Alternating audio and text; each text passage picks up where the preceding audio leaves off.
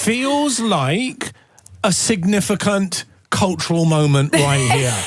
Do you know what I'm saying? It does, doesn't it? It's exciting. Two icons who changed the face of popular music.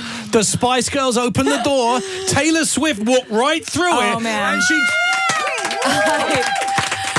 It's so crazy to actually get to be in the same room with you, because I was telling you, I had your doll, the Baby Spice doll, and it was like my favorite one, and like we would all fight over who got to be you, like amongst the girls that were blonde. No way. Like, yeah, and honestly, like, you just mean the world to me, and it was like absolutely you were the first person I like freaked out over. I'm really going red now. I don't know how to take all this in because. So thanks for talking to me. Because obviously we are huge fans of yours, my family here. I mean, it's just been incredible for you, and I must admit, I came to your tour twice. Yeah, that blew me away. That absolutely blew me away. Like, because they give us a list of like who's going to be at the show.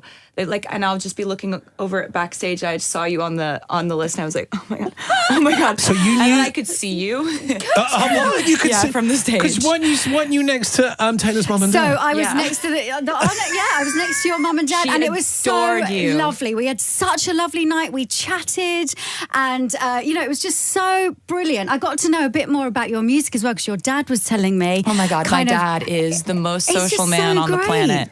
There's not a single stranger he has ever met in his entire life, and I guarantee you he went back to like when I was born and talked throughout the entire show at her about like he'll talk about like talent shows and like it was great. Well, listen, it was amazing. It was an amazing night. It's a massive day today. Obviously the album is out today.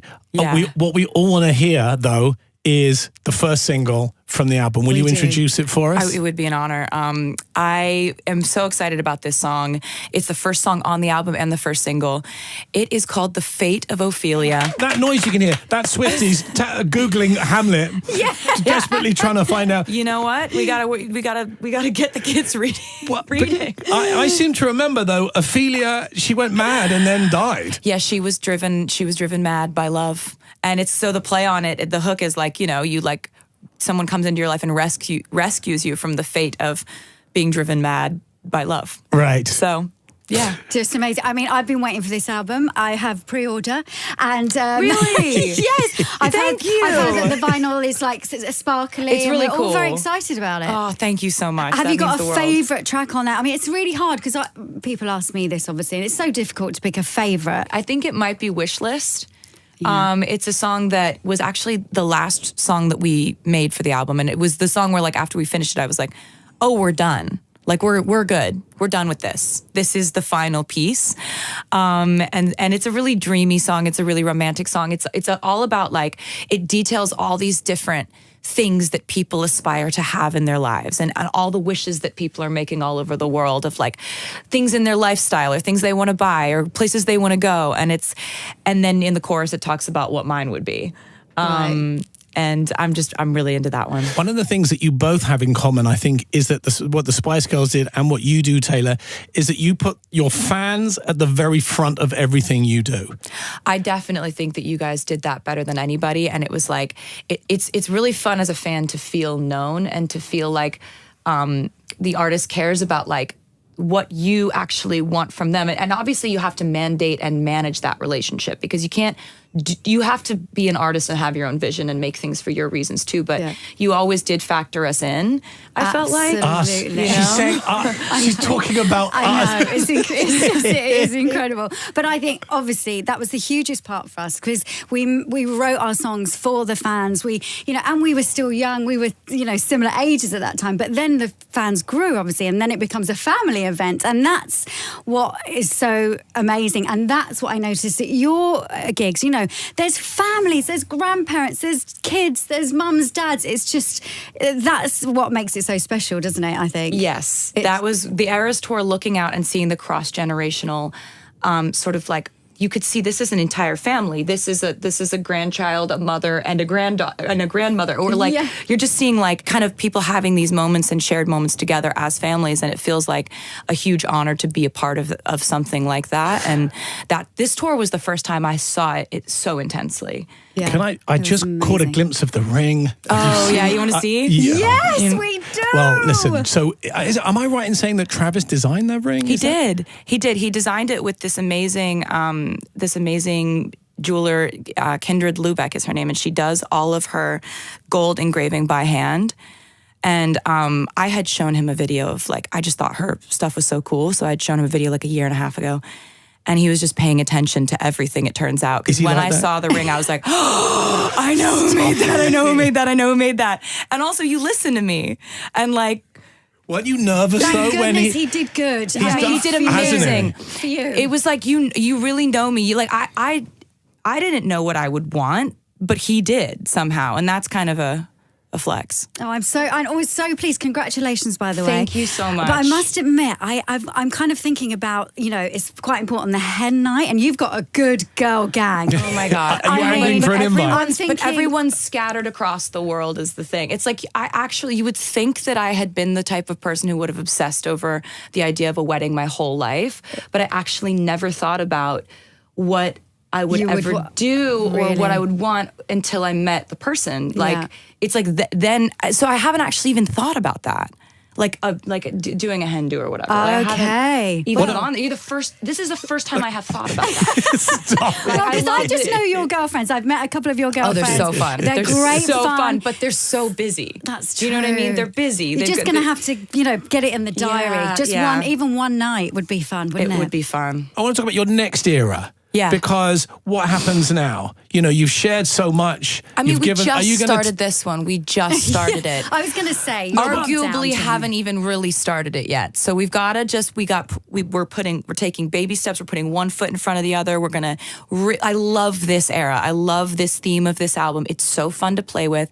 I want to make more music videos. Like, I actually have time to do stuff like that. Yeah. So, you know what I mean? We've got to get outfits ready for this era. Don't move on too quickly. We cannot move on from I'm having too much fun with this. Do you know what I mean? But what I meant was, the married life era. I just got engaged. I know. Like this. Well, don't make us. Things just happened. But we're also excited. I know. I'm really excited too. I'm so excited, and I love that you're excited too. And you would absolutely love him. He's the most fun person.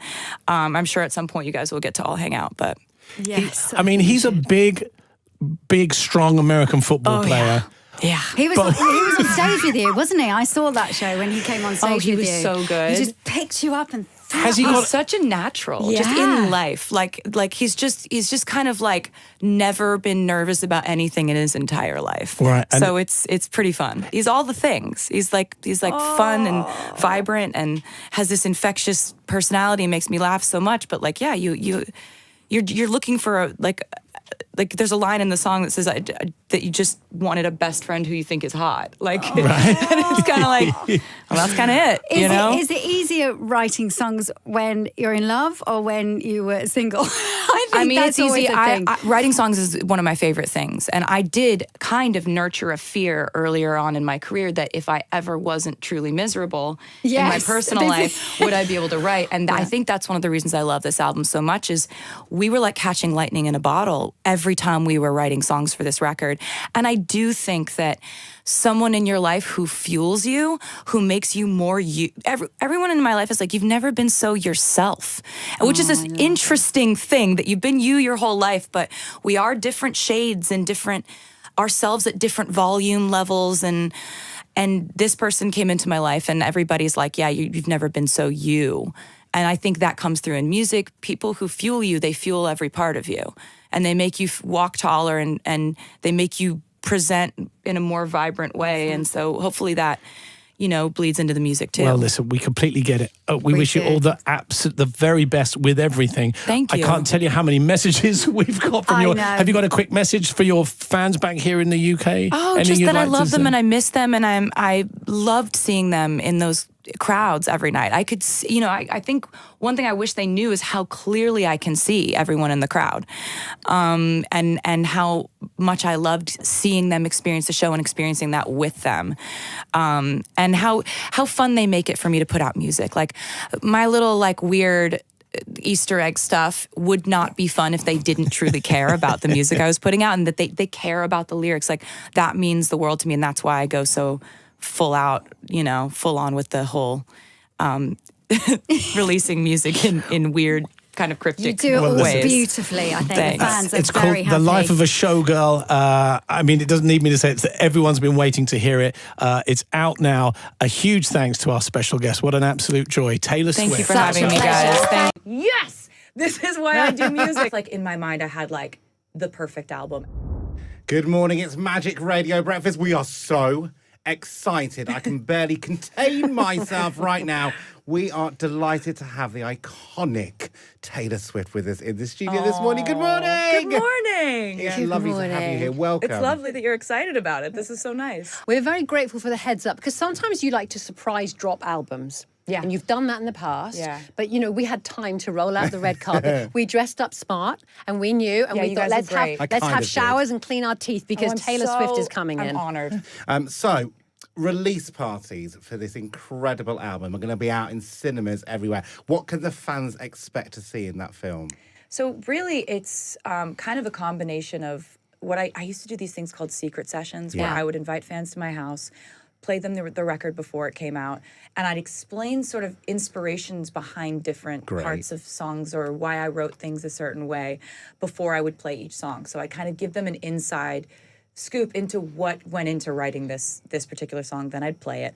So it's a combination of that, and it's a music video debut. Right. So it's a premiere of a brand new music video that you can only see in theaters. It's not going to go online immediately. So it's like, I don't know, I was shooting the video and I was directing it, and my camera operator, Colin, said, like, it's a shame that this isn't going to be seen on like a big screen. It's such a massive production.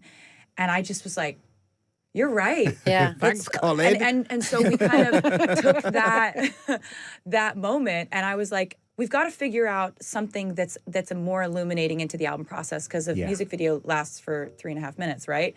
So I was like, let's build it out and create sort of like a secret session / like making of the music video. And it's kind of like an opportunity for fans to get together, listen through to the new music, like have me explain what I wrote it about, and also you see a brand new music video and behind the scenes content of how we made the music video. Great. It's brilliant. I mean, everyone's going to love that. And also what's exciting about the new album is you're back together working with Max Martin, Yes. who you worked with on the incredible 1989 album, one of my favourite albums of all time. Oh, thank you. Has it got a similar vibe? And we have been lucky enough to listen to some tracks already before we met you. Yeah, I mean, what do you think? I think it's pretty different from 1989. Yes, I thought some of the tracks do have a slight 80s vibe to them. Would that be fair to say? Yeah, some of the synths that we use, for sure. I mean, Sorry, I'm interrupting you. no, you're right. I was agreeing with you. I loved the songs. I thought also, because you're very famous, of course, for writing from the heart, things like Wish List I found very It's emotional. amazing. Oh, thank you. Oh, that one literally I'm really happy got that you me. liked that one, because Yeah. that was like the one that made me know we were done with the record. Oh, really? As soon as we finished that song, I was You were like, gonna boys, ask? we're I was done. desperate to ask you a question, which is, how do you know when you're done with an album? How do you know? Well, with this album, I was very specific about the vision for it being a short, concise, like almost like in my mind, I had like the perfect album as a idea, right? Like perfection is unattainable. We know that conceptually. It's like a problematic thing to think about perfect. But I meant perfect in the idea of like, each song has a place.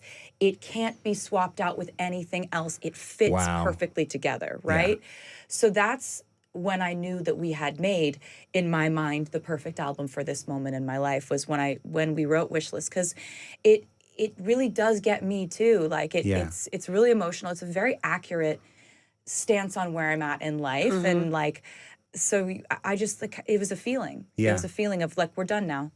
Sometimes I've written very sprawling albums before where I just couldn't stop writing. Yeah. And there's something to that too, if that's the project you're making, but this was not that. You are unstoppable. I mean, when do you find the time? You've had the Eras tour, which broke all kinds of records, and then you come out with this. I mean, when do you write? So this was happening at the same time as the Eras tour. When I was on tour in Europe last summer, it was the point in the tour where we had so many shows so frequently. I was getting sick a lot. I was always like physically sore, but I had reached the point in the show where I could do it muscle memory. Right. So I needed something to wake my brain back up. I was like, I need something that like puts. So you'll write an album. Just gonna write an album. Honestly, yeah. Like it felt like I was so physically exhausted from the shows, but being mentally and sort of like emotionally stimulated by making this music got me to the point where like I was so excited to step back on stage because I knew I had this little secret project I was working on. Is there a standout lyric on? I mean, we've been privy to a few of the songs. They're incredible, by the way. Oh, thank you. Is there a standout lyric in this entire album that you can think of instantly? You go, actually, that's where I am. That's what I'm most proud of. That's what I love. That's my messaging. Weirdly, like there are lines that I think represent the way I write songs. Yeah. Like it's not something that I think represents like who I am as a person, because this is very much a song that's written in character. There's a song called Father Figure, where the first line of the second verse says, I pay the check before it kisses the mahogany grain. Yeah. And I'm like, that's my favorite type of writing, right? Yeah. Where you have to think about, wait, what do those words mean? Oh, somebody got the bill before it hit the table, but you say kisses the mahogany grain. I'm like, okay, that's my favorite type of stuff to write.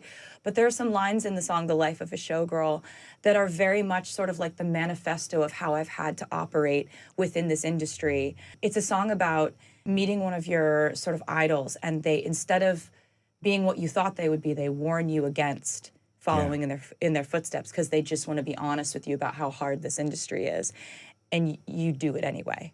I think that's sort of like the manifesto of like how I approached this tour. There wasn't the option of, if I'm sick, I'm not going on stage. Right. There wasn't an option of, I'm feeling terrible, I'm not doing the show tonight. And so every one of us on that tour operated from that standpoint of like, the crowd is your king. Yeah. Like, it's not the other way around.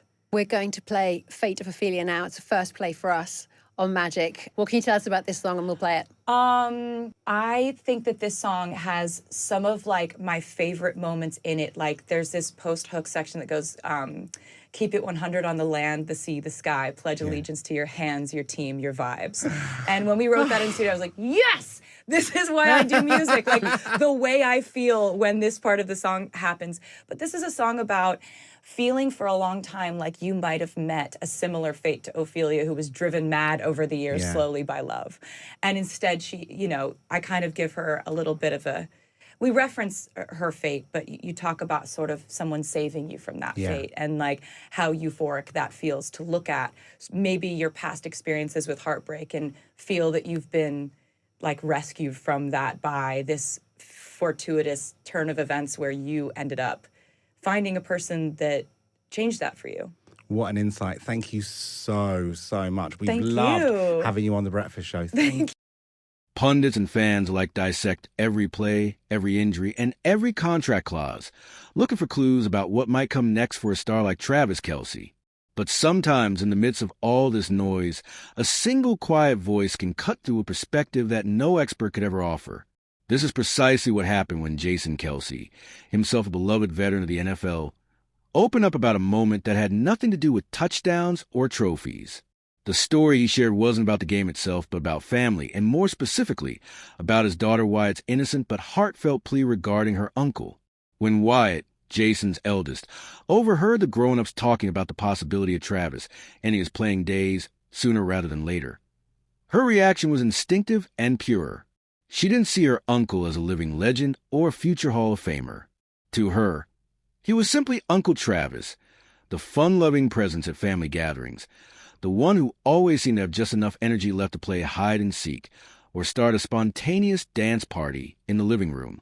"I don't want Uncle Travis to quit," she said, and in that moment, everything else faded away for Jason.